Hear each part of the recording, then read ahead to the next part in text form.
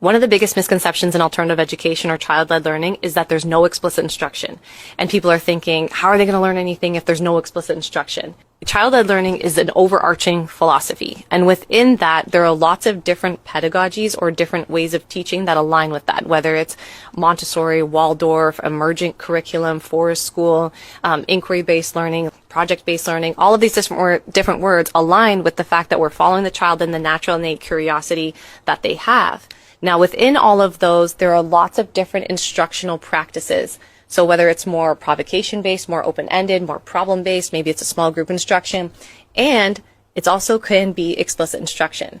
But it won't necessarily always look like the teacher standing at the front of the room and providing information, which is one way of providing explicit instruction. But the other way is through providing feedback. So when a child is learning something, the guide is providing feedback along the way. It's almost like when kids are playing sports and they're actually playing the game, and the coach is on the side providing personalized feedback to each child so that they can develop those skills for whatever position that they're playing. It's the same thing as a teacher.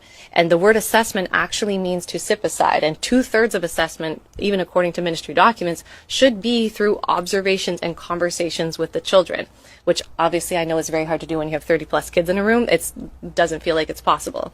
But essentially, explicit instruction, for example, when you're building a treehouse and some of the kids know how to use a measuring tape and some don't, and some know what the fractions are, maybe some don't, maybe kids are learning how to level something, maybe they're learning what a right angle is, and you are providing feedback during that whole process of learning, which arguably is more effective than a teacher standing at the front of the room and providing the same information to all of the children.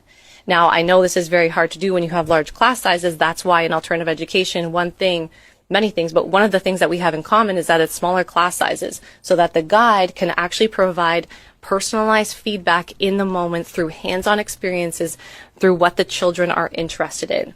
So yes, there's explicit instruction through child-led learning. It just looks different from what you're used to.